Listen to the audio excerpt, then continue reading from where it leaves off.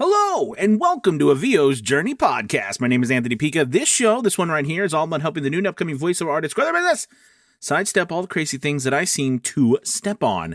I've got a great episode for you today. I've been trying out something new because of everything that's going on, and that is trying to take some of the work, that I'm doing with my YouTube videos, which people have been asking me to do for a long time, and then making them available through the podcast so they can hear them, because not everybody likes to listen to or watch videos, but they like to listen to podcasts. So this is my latest episode on the raising your prices. So we're going to talk about when the right time is to raise your prices on Fiverr and all of that jazz. So I hope you enjoy it. And as always, you all are amazing, and I will talk to you soon. Oh, and just remember, make sure you check out the link below to give out to VO's Journey Elite Academy a shot. We have 50% off the first month. We'd love to have you. All right, let's do it. This is VO's Journey.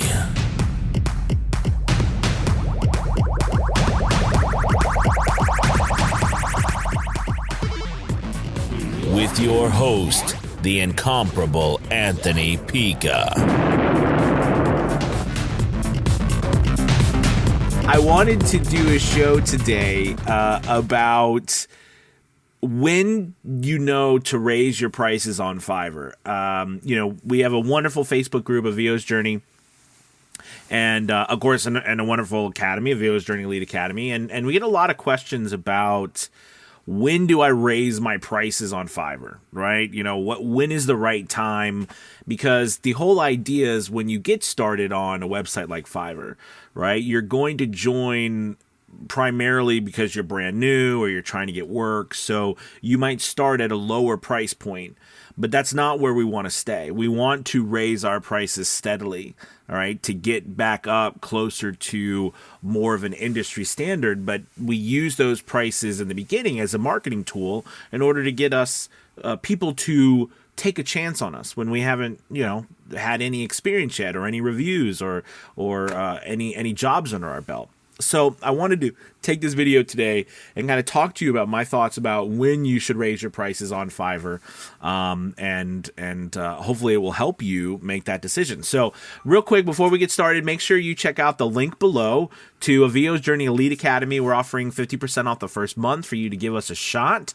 We've got a wonderful community there, lots and lots of learning to start and grow your voiceover business, live classes every single week with our coaches, and also we have our online casting agency right now through Academy Voices. So a lot of amazing stuff going on. We'd love to have you. So check that out. And also hit that like and subscribe button if you can. All right. So let's dive into this question about Fiverr and when to raise your prices. Okay. So I have a couple of different opinions, that I've always had. I've kept the same because they've worked, and I've taught a lot of people these methods.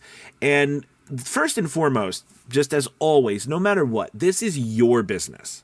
It's no one else's business, which means that, in my opinion, because these are my opinions, in my humble opinion, you are the business owner. So your job as a business owner is to take in information from different sources, synthesize that information, right, and make the decision then to create what you want for your business and to accomplish your goals. So again, first and foremost, you make your decisions, all right, in the end, what that works best for you, that what helps you get business and also helps you sleep at night. Okay, so that is, again, your choice. That's the first thing. All right, that's our disclaimer. Okay, so the second thing is, let's talk about the actual pricing structure. A lot of people who start working on Fiverr, right, begin charging $5 or $10 for 100, 150 words. And the whole goal of this idea, all right, is to, again, market, use a marketing tactic through pricing to get people to take a chance on you, right? And that's why, a lot of people start off at that price point, because they have no work under their belt, or they have no reviews, they have no jobs yet. So they need to give somebody an incentive out of the ocean of voice actors that are everywhere, right, to take a chance. But as we go along, the idea is that we're not going to stay at that price point. Okay. It's very difficult, near impossible to make a living or a career at that price point. All right. But the idea is to get going, but not to stay there. Okay. Now, what are the first kind of things you want to look at when raising your prices? So for me, how I did it personally, and then I'll give you some other tips of other ways that I know other people have done it. But the way I looked at it was this. I got this from my theater background and when I was directing and producing plays. All right. I'll never forget this. I remember I was putting on a play and, we had, the audience was kind of like half full in the theater. And I was like, well, we need to add more days to the run to get more people. And I'll never forget this. My wife said to me, she's like, what she said? She said something like, why add, like if you can't sell out one day, why do you think adding more days is going to be worth it? Right? Like if you're not selling enough tickets on one day, why do you think adding more days is really the problem? Okay. Now of course you can make comments about availability and stuff, but the overall point about this was that, it's not time to add more, right? When you're not even filling up what you currently have. So I started to live by the idea that I wasn't going to raise my prices until I was so busy, right, that I couldn't do any more work at that price point. And, there's something simple for that, right? It's supply and demand. It's economics, right? When the demand is so high and the supply is low, the only way to mitigate that is to be able to raise your prices. Okay. And that is how I raised my prices, was when I started out a while ago on Fiverr, many, many years ago, and I was charging $5-10. I think I was making I was charging $5 for 100 or 150 words. I was making like $2,000 or $3,000 a month. And it was so much work, right? It was time to raise my prices, right? Because I couldn't do anymore, and I couldn't see a way forward at that, like being able to make more than that, because there was no more time in the day. Literally, there was no more hours in the day left. Now I was working my full-time job also at that time, but still there was no more, with the job and there was no more time. So how was I going to make more? And how was I going to leave my job if I couldn't make more? That price point just wasn't going to work. So I started to raise my prices. And what I found is at that time, raising my prices from like $5 to $10, $10 to $15, $15 to $20 to $25 to $30 to $35, and so far up and up as I've gone now over the years, that, business kept coming in.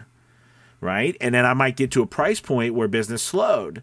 And it's like, okay, well, I'm going to stay at this price point for a while and see, how this picks up and everything. And the same thing happens over time, raising your prices and stuff. And now, again, we're just talking about Fiverr.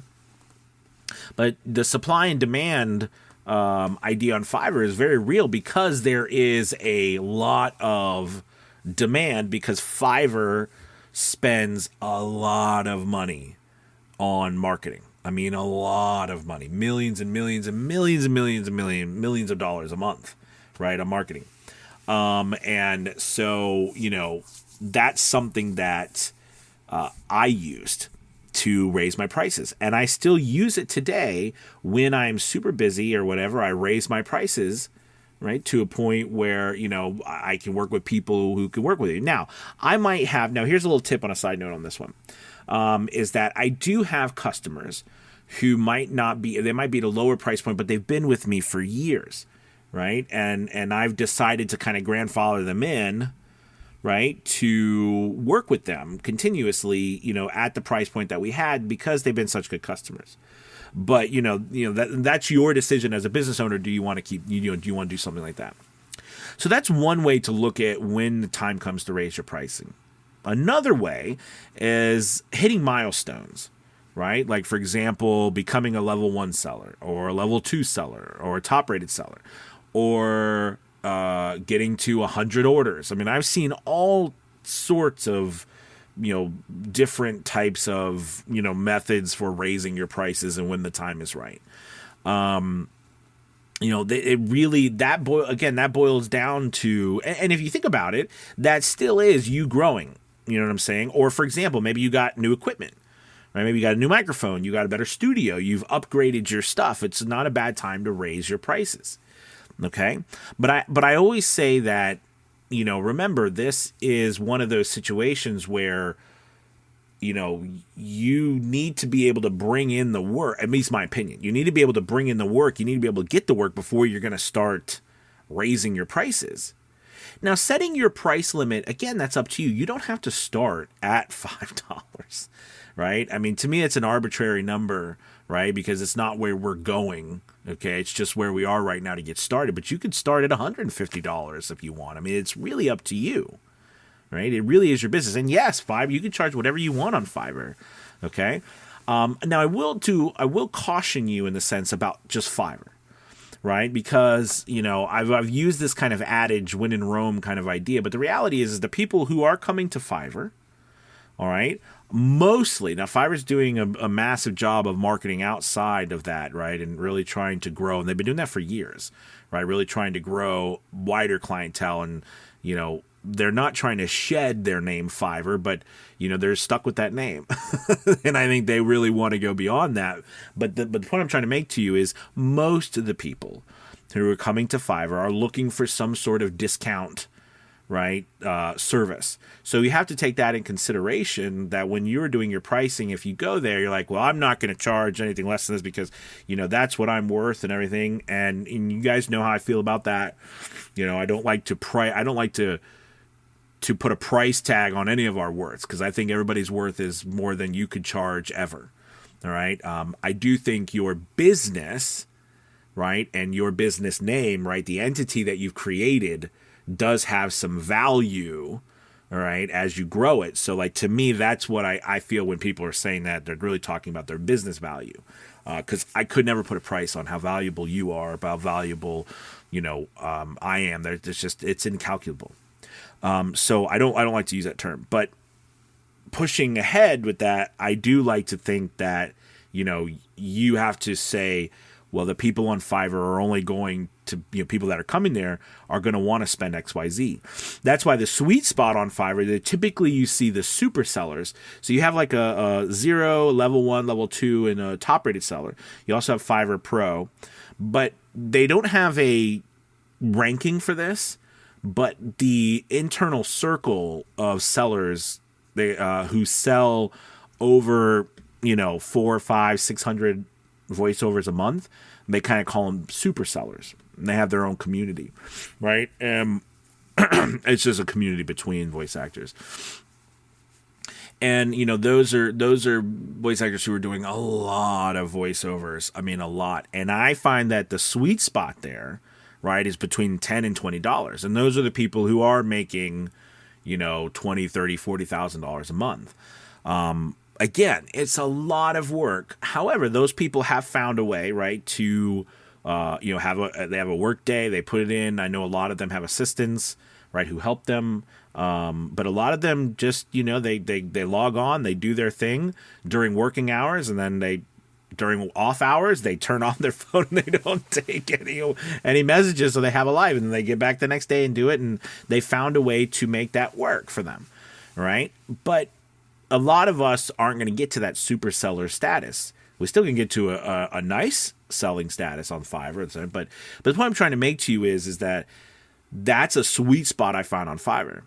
Now, me, right, I'm charged, like, my current price is $150, right, for just the start of 150 words, right? And that doesn't include usage, doesn't include runtime or the mediums in which, you're going to show it. I mean, my pricing has completely evolved. You know what I mean? Or buyout, right? I mean, my prices have completely evolved and changed over years of this to where I feel like I'm comfortable with what I'm doing now, and I like what I'm doing. But it's not how I started. And I've risen my prices accordingly, all right?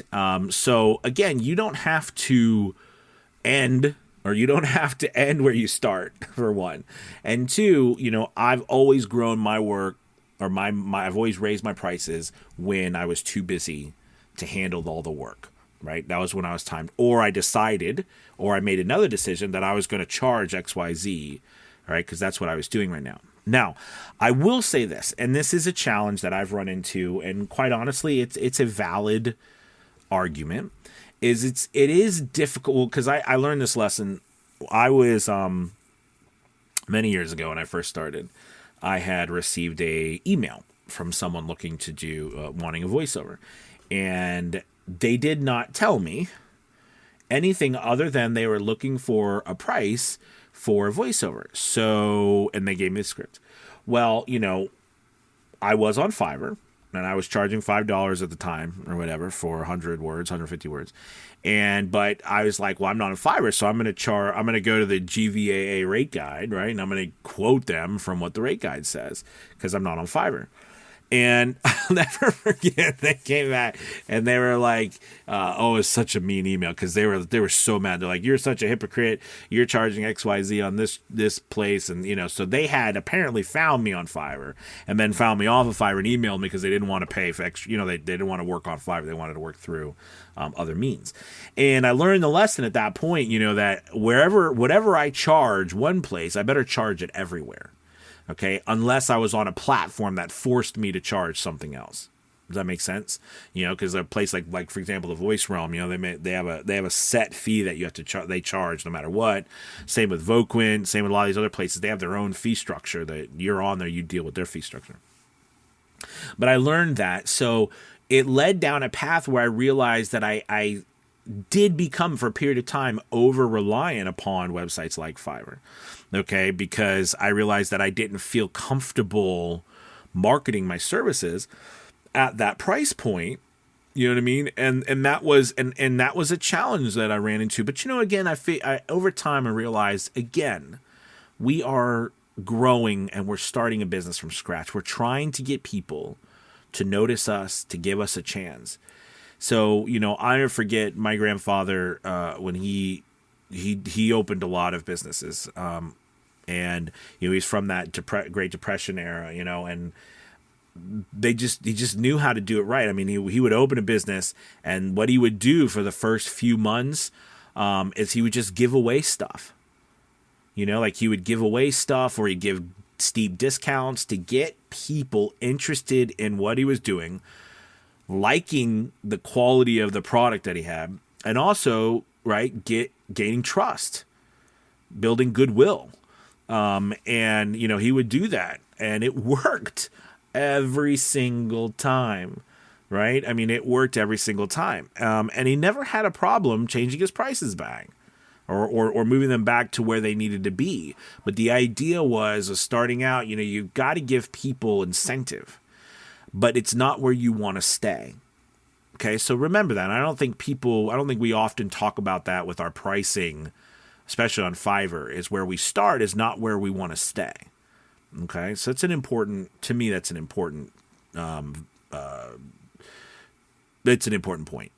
So anyway, so those are some of the tips and the reasons behind, or at least some of the things I've done, but also some tips on when to raise your prices. If you are looking at your stuff and you're like, man, I'm not getting anything, okay, and I'm charging the least amount, and you might feel like you want to do other things. So the price point themselves is one thing, but then charging more, doing other things like raising your word count. Okay, that's one thing that you can raise, how many words you sell. You can also change your commercial rights or your broadcast rights, or you can change all those pricings. You can change how much you charge after the first, right, 100, 150 words, 200 words, 500, whatever you are offering. All right, then you can change that to the next one. And I think that, those are also very viable tools as well. But in the end, I'm just, and again, this is just one person's opinion. In the end, I always view it on supply and demand. Okay, I always view it on supply and demand. If I'm not busy enough to raise my prices, why would people pay more for something that they're not willing to pay less for? All right. So have I created enough value? Now, there's you, and this is just we're just talking about Fiverr and that platform. You know what I mean? There's so many other platforms out there, but just Fiverr and that platform. So I hope this has helped. Real quick on a side note, I do want to mention about when it comes to offering commercial rights, broadcast rights. I see a lot of people building in commercial rights and broadcast rights into their pricing so that they don't have to argue with people about it or try, because remember, a lot of people who come to Fiverr, they really don't know how we charge, you know what I mean, voice, or they're just looking for a flat fee that doesn't have all these other fees. They're not, they don't understand royalties, rights, the ownership, okay, of our intellectual property. That's not something that they're thinking about, okay? And Fiverr set it up in a manner in which it's more of like an a la carte kind of thing. So I don't have any problem with people building in, you know what I mean, their pricing, to say like, this includes commercial rights and everything. But I've never done that myself. All right. And I always, whenever I send an offer to someone, I include those unless otherwise stated. Okay. And now I will admit, when I was first starting out, I remember there was a lot of arguing with people about it because they didn't know. But that was also because I didn't understand what I was doing. Meaning like, a couple things. One, if it's not a bad idea if you don't like to negotiate. I understand that, and some people are big on no negotiation, and that's okay. That is, again, and by going back to the beginning of this, and I'll let you guys go. So chat, you know me, I talk forever, but it is your business. So you decide whether you want to negotiate with people or not. But I found one of the biggest strong suits that I had early on was my ability to compromise and to get the job. Because in the end, you want to get the job. Now there's nothing wrong with saying no. But when you're first starting out, you know what I mean, turning down one job after another.